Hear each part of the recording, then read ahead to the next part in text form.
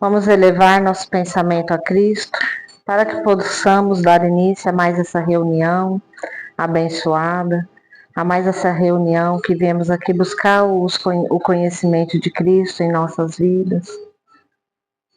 Vamos pedir suas bênçãos por todos nós, por todos aqueles que não puderam estar aqui por algum motivo, a todos que vão acompanhar o Evangelho de seus lares. Vamos pedir o auxílio dos mentores espirituais nos trabalhos de hoje, para que transcorra na mais perfeita ordem e para que assim possamos auxiliar a todos os irmãos que Deus permitiu nos acompanhar, permitiu a entrada neste lar de misericórdia e de auxílio maior. Que assim seja. Pai nosso que estais nos céus, santificado seja o vosso nome, venha a nós o vosso reino, seja feita a vossa vontade, assim na terra como nos céus.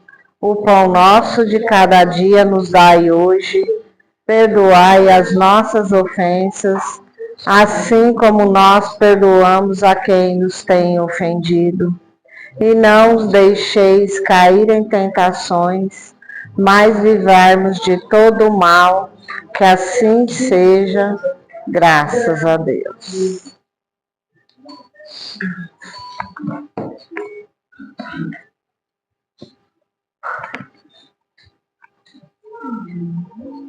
Para nós, por favor. Tchau, tchau.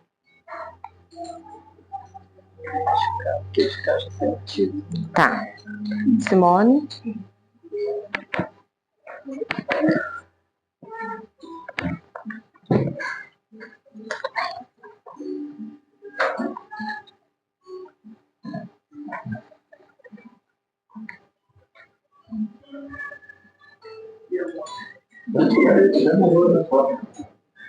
Boa noite a todos.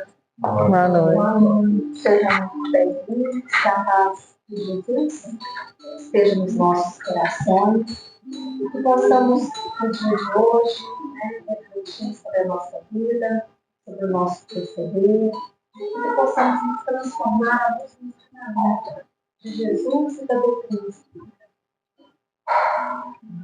Foi aberto o Evangelho segundo o Espiritismo no capítulo 10. Subitem é permitido repreender os outros, notar suas imperfeições e divulgar o mal alheio? De início, eu vou ler o iníciozinho desse capítulo, que é a passagem que está na Bíblia, tá?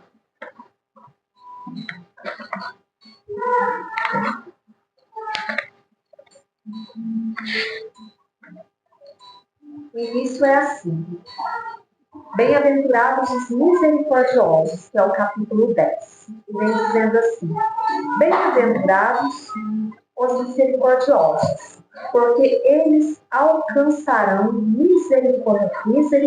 Está em Mateus capítulo 5, versículo 7.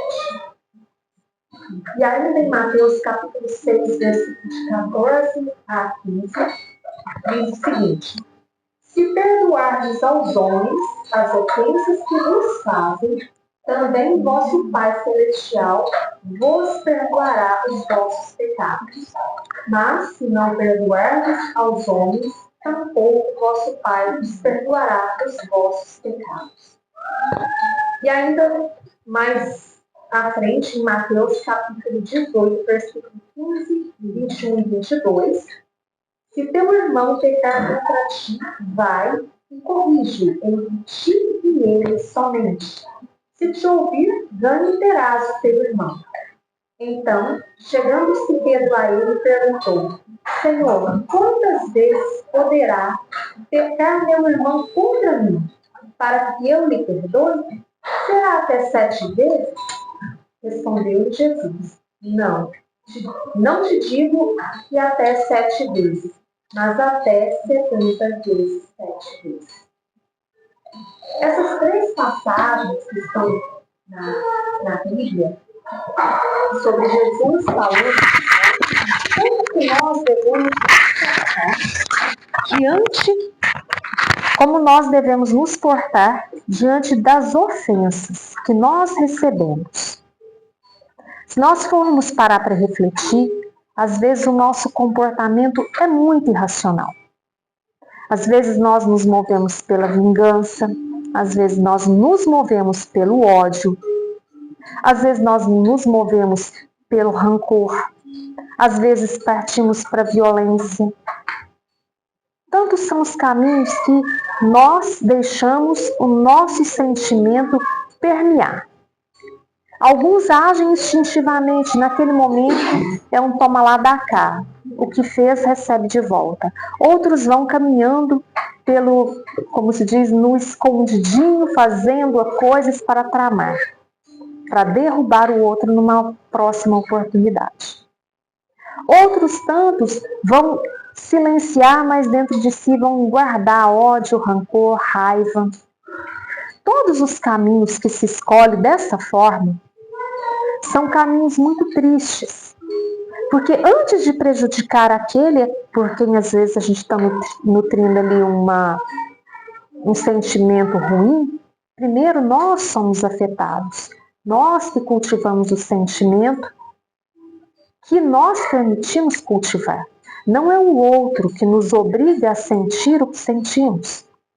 Nós sentimos aquilo que nós permitimos, que nós mesmos construímos dentro de nós, diante das situações.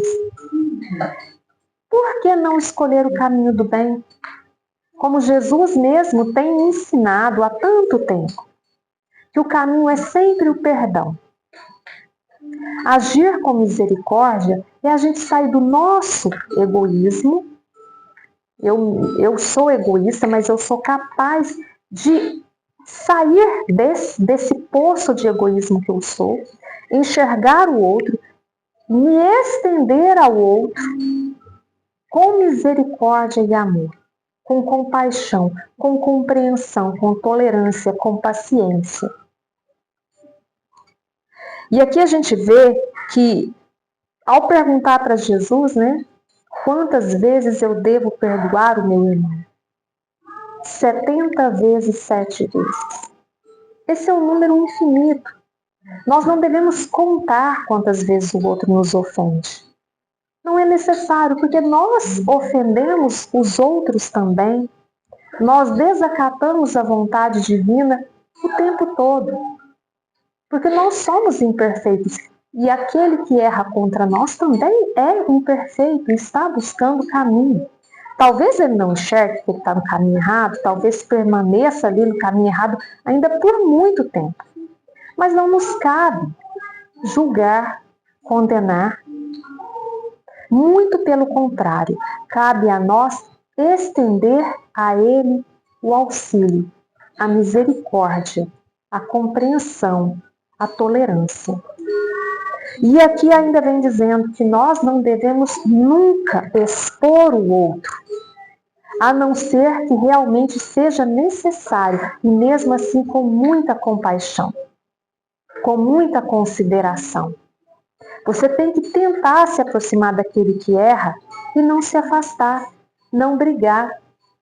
Aproximar-se para tentar ajudar, fazer com que o outro compreenda que ele está no caminho errado. Mas a decisão é dele. Se ele não quiser realmente compreender, busque uma outra pessoa que talvez aquela pessoa possa ouvir. E ajude. Se mesmo assim não resolver, aí sim, aqui diz para buscar auxílio de outros até que aquele possa compreender. Mas no final das contas, ninguém muda o outro quando o outro não quer mudar. Terá o tempo que ele enxergará que o caminho dele tem que ser outro. Se não for pela lei do amor, vai ser pela lei do sofrimento. A vida vai lhe impondo certas condições nessa e em outra existência até que aquele possa se transformar. Aí aqui, na leitura, que foi aberta hoje aleatoriamente, perguntou, é permitido repreender os outros? Porque aqui no início está falando para se aproximar daquele que está no caminho errado. Aí está perguntando, é permitido repreender os outros? Notar suas imperfeições e divulgar o mal alheio? Isso é muito interessante, porque na maioria das vezes, o que nós fazemos é repreender o outro pelas costas, no formato de maledicência, em tentativa de deturpar a história, sem conhecer a história daquela pessoa. Por que ela chegou naquela situação? Por que ela está passando por aquele desse caminho? Por que ela escolheu fazer aquilo da vida? Viver daquela forma, se comportar daquela forma. E aqui ainda pergunta, notar suas imperfeições e divulgar o mal alheio. Ou seja, eu olhar para o outro e ficar observando, essa pessoa faz isso de errado, está nesse caminho errado, vive fazendo errado, não importa o quanto receba de auxílio, está no caminho errado ainda, e aí não contente ainda divulga para terceiros sobre todas as suas observações. Será que isso é o que deve ser feito? Aí que vem dizendo, ninguém sendo perfeito, não se segue que ninguém tem o direito de repreender o próximo? Eu sou imperfeita, então eu não poderei repreender a ninguém. Será que nós vivemos numa sociedade onde existe alguém que é perfeito? Não, né? Daí São Luís vem responder, viu? Em Paris, 1860. Ele diz que certamente que não, pois cada um de vós deve trabalhar para o progresso de todos, e sobretudo dos que estão sob a vossa tutela. Então, São Luís é bem claro. Nós temos uma obrigação, nós nascemos em sociedade, dentro de uma família, dentro de uma sociedade, dentro de uma cidade, em vários meios sociais, escola, trabalho. Então, o que significa? Que nós estamos nos apoiando uns aos outros. Tanto por exemplos, que nós devemos ser exemplos para os outros, mas também com atitudes e palavras, né? E ele diz assim, mas isso é também uma razão para o fazerdes com moderação, com uma intenção útil, e não como geralmente se faz, pelo prazer de denegrir. Então, São Luís é bem claro. Qual que é a intenção que mora dentro do coração daquele que se aproxima, daquele que nós consideramos que está errado, no caminho errado? A intenção é ajudar? A intenção é oferecer ajuda de qualquer meio que seja, através de um conselho, através de realmente ajuda física. Fazer o quê? Qual que é a sua intenção? Ou você está só com a intenção de criticar e dizer eu sei e comentar? Porque se for para denegrir, é uma intenção inútil. Aliás, é uma intenção tão inútil quanto é uma intenção que vai derrubar o outro. O outro já não está bem por estar no descaminho. E aí você vai lá e assoma-se àquele quadro a sua maledicência, as suas palavras duras. Então veja que até a forma de abordar o outro tem que ser com respeito, com serenidade, com equilíbrio. E não com a intenção de chegar e atacar, porque quantos são aqueles que chegam para dar um conselho, mas parece que foi lá só para chamar a atenção, só para dizer que você sabe que ele está no caminho errado. Não vai servir de apoio necessariamente. Às vezes vai querer ajudar, mas primeiro antes de ajudar já chega a reprimir uma pessoa. Exatamente. Não sabe chegar e mostrar de outra forma, tem que mostrar que você está errado. Para depois vai querer te ajudar. A maioria das pessoas são assim. Sim, a maioria das pessoas dentro, né? Eu acredito que seja talvez por uma cultura, ou talvez pela maldade que há dentro do coração do ser humano mesmo, não sabe se aproximar para realmente estender a misericórdia. Diante daquele que erra, nós devemos ter paciência, nós devemos ter compreensão. Teremos que ter tolerância, mas é uma tolerância construtiva, é compreender assim, olha, você está errado, mas eu quero te ajudar, eu que eu posso fazer? Conta comigo, eu estou aqui. E não aquela pessoa que vai lá só para dar um puxão de orelha e dizer você está errado e pronto. Tolerância, compreensão, paciência, é tudo aquilo que o outro vai precisar. Né? Que alguém acredite nele, que alguém acredite que ele não é aquilo que ele está vivendo naquele momento, que ele pode ser muito melhor, que essa não é a versão original daquela pessoa, né? Então, a nossa intenção tem que ser sempre útil e nunca de denegrir o nosso próximo. Neste último caso, a censura é uma maldade. No primeiro, é um dever. Ou seja, no último caso, né, se você tem a intenção de denegrir, isso é maldade. Já se você tem a intenção de ajudar, isso é um dever. Então veja que essa pergunta, né, se nós devemos se aproximar do outro, observar a imperfeição, tudo bem. Mas por que eu estou fazendo isso? É com intenção útil? Se for, pense antes de se aproximar do outro. Pense o que você vai dizer. Se o seu coração não está com mágoa, com decepção, com ódio. Porque se o coração estiver assim, primeiro você resolve o que está dentro de você para depois você ir até o outro. Porque senão você vai derramar de você exatamente aquilo que você tem dentro. Se você está com rancor, com mágoa, você vai, em cada palavra, você vai detonar o outro. Você não vai agir com amor, não vai agir com misericórdia.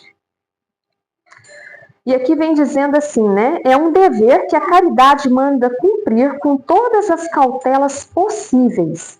E ainda assim, a censura que se faz a outro deve ser endereçada também a nós mesmos, para vermos se não a merecemos também. Então veja que cada palavra que nós vamos direcionar ao outro, primeiro a gente vai verifica, analisa se aquela carapuça não serve também em nós. Às vezes a gente vê casais discutindo, tudo que o outro lança contra o outro também tem de imperfeição. Parece que, tipo assim, a hora que vai vestir a carapuça no outro, primeiro deveria colocar em si para ver se serve. Porque não é 2 pesos e 2 medidas. Por isso que o exemplo é muito importante. Antes de você falar, veja se você também não tem nada que modificar, nada que se transformar. Se você não é uma pessoa que está melindrada diante da situação, que se fere por qualquer coisa, que não se magoa por qualquer coisa. Emmanuel até tem uma leitura que fala assim sobre as enfermidades. Nem toda enfermidade ela advém do que nós construímos dentro do nosso pensamento. Mas pode ter certeza que toda enfermidade ela pode ser influenciada e muito pela forma como nós pensamos. E dependendo, se nós desenvolvemos dentro de nós sentimentos como ódio, por exemplo, uma emoção extremamente forte, instantânea, construída dentro da gente, é como uma martelada na nossa engrenagem física. Por isso que tem gente que às vezes fala assim, morreu de infarto diante de uma situação.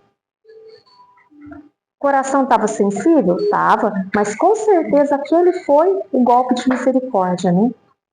Foi a fatalidade. A pessoa não resistiu.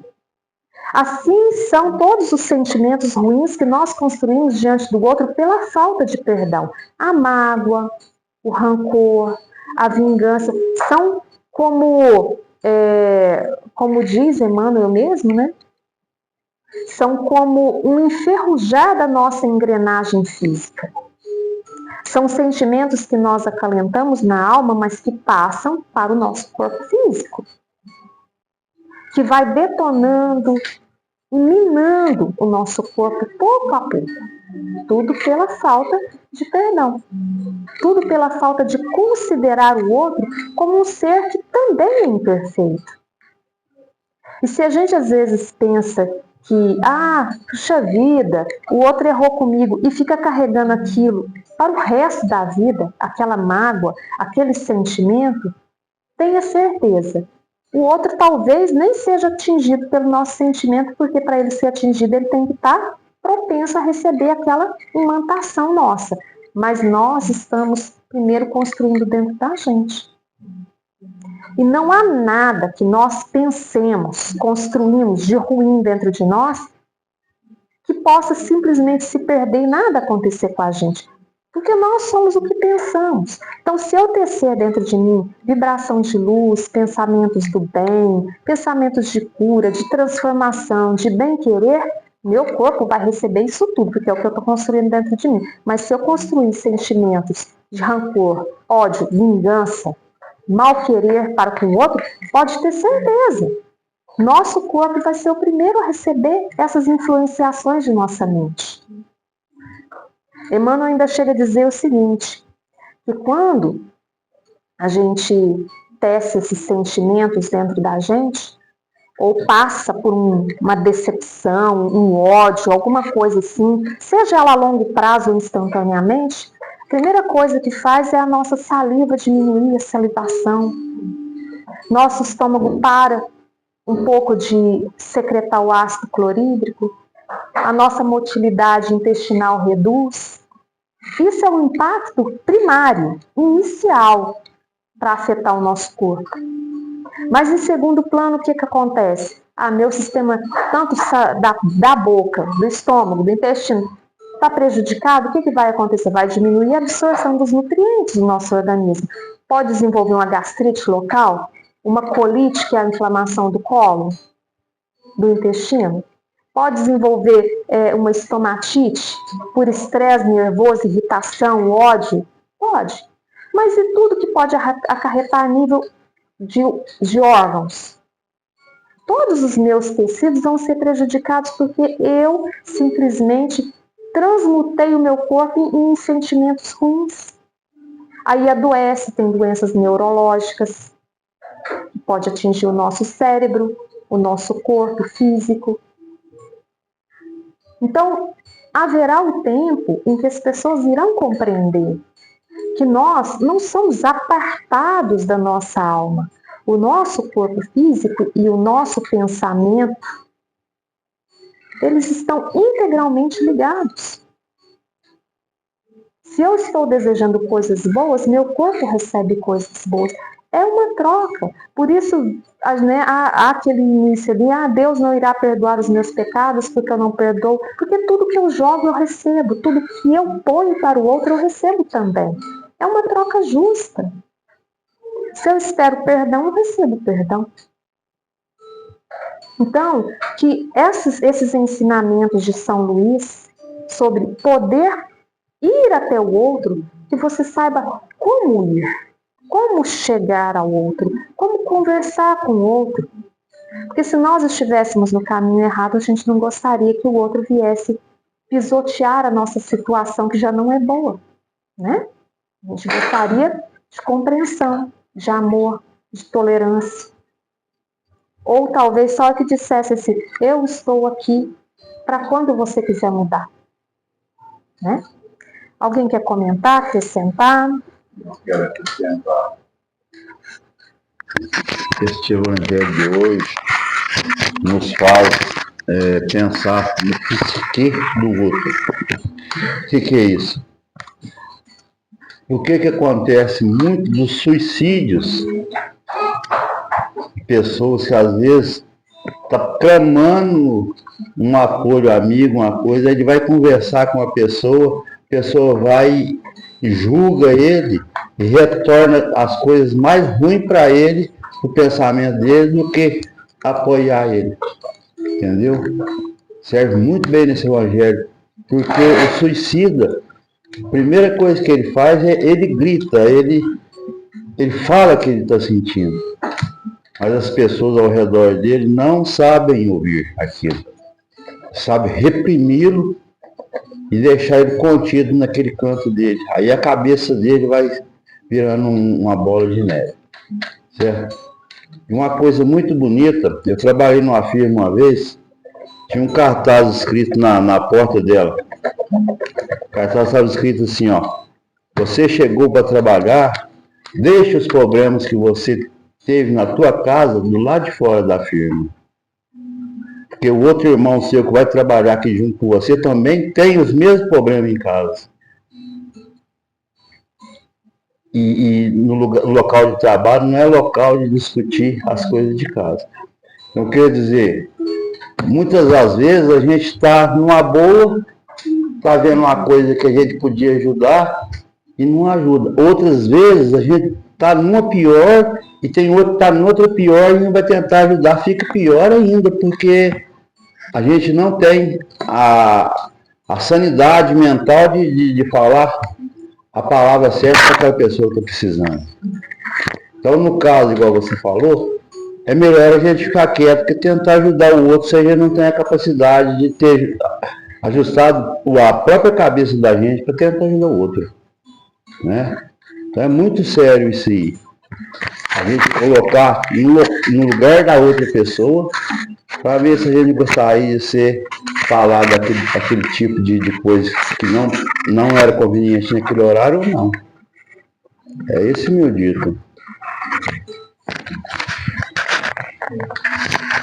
Pessoal, a misericórdia, né? A gente tem que fazer, vamos dizer assim, uma reflexão de misericórdia e justiça.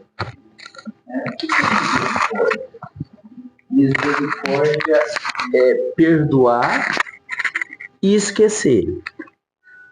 É onde lembra, a gente sempre comentou isso. Muita gente pensa que perdoar é esquecer. Não. Perdoar é um processo, né? E que, em consequência, vai levar ao esquecimento do mal. E misericórdia é essa somatória, é perdoar e esquecer. Mas aí eu lembrei de uma história do seu Adelino, não sei quem já viu ele aí na internet. O seu Adelino conviveu com Chico até a morte do Chico, né? E ele não faz palestra assim, mas ele vai contando as passagens do Chico que ele, né?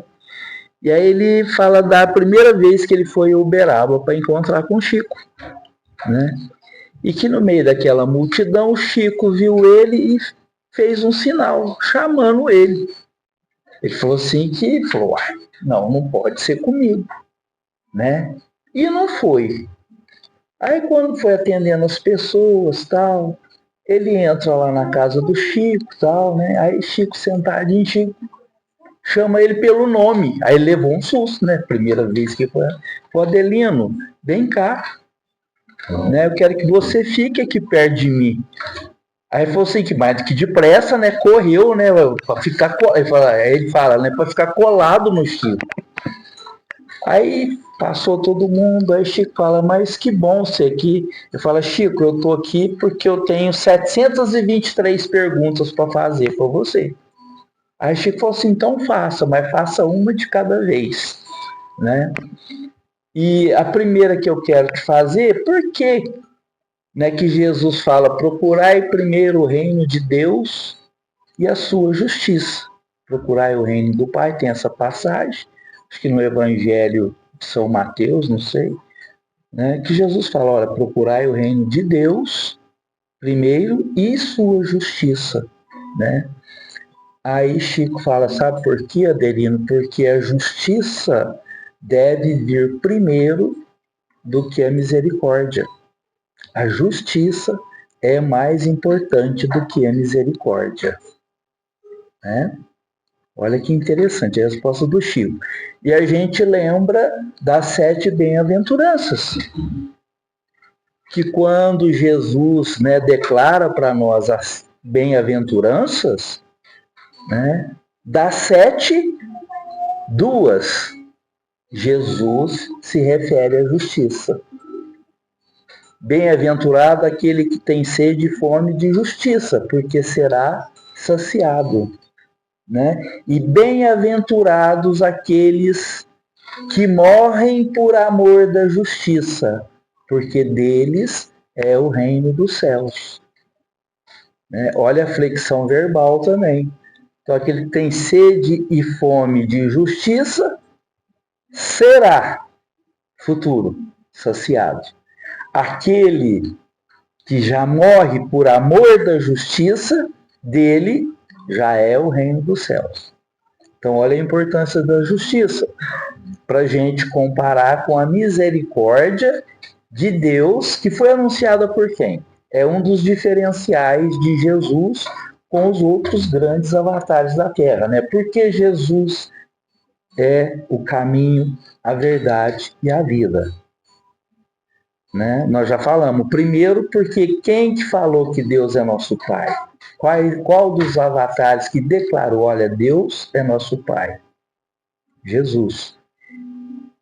Né? E quem fala da misericórdia? Quem nos ensina que nosso Pai é misericordioso?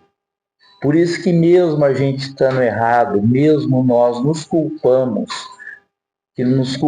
mesmo que nós não nos perdoemos, né? Jesus ensinou que Deus nos dará um acréscimo de misericórdia. É só para a gente fazer uma reflexão entre as duas coisas, misericórdia e justiça. Agora nós temos que procurar na nossa vida, né, estabelecer o que é justo. Olha, nós temos que ser justos com os nossos filhos. É desafiador. É desafiador, principalmente para uma mãe. Né? Se a professora fala do filho, a mãe é difícil de acreditar. Meu filho, não. Né? Então, nós temos que conhecer profundamente, principalmente nossos filhos, e aprender a exercer, antes da misericórdia, né, a justiça. Para quê? Para a gente ser merecedor da misericórdia, independente de estar errado ou não. Então, que a gente reflita essa belíssima lição, né? E estamos aqui hoje o quê? Mesmo sendo culpado, mesmo tendo feito coisas erradas, né? Estamos aqui para pedir a misericórdia de nosso Pai, né? Que Jesus nos deixa claro, né? Que como filhos do mesmo Pai, somos merecedores da sua misericórdia. Vamos passar para a segunda parte. Então vamos passar para a leitura do livro SOS Preces para Luciano.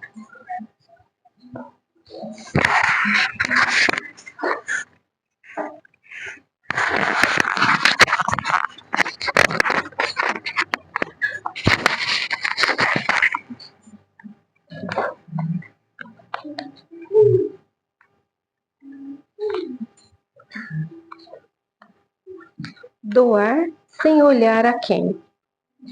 Senhor Jesus, sabemos que a misericórdia divina doa sempre o que necessitamos para sobreviver na matéria física e o que precisamos para o nosso progresso espiritual. É necessário que aprendamos a usufruir os bens materiais sem apego exagerado. Se formos possuidores de boa situação financeira, o Pai espera que tenhamos bom senso, dando trabalho àqueles que querem ter sustento próprio. Se o necessitado diz querer saciar sua fome, doemos ajuda a ele sem questioná-lo. Se ele fizer mau uso da contribuição que recebeu, não nos cabe julgá-lo. O que importa é que, perante Deus, tenhamos a consciência tranquila. Afinal, conseguiremos evoluir espiritualmente, sendo doador e jamais julgador do próximo. Jesus, esclarecei-nos no amor cristão. Sim, sim.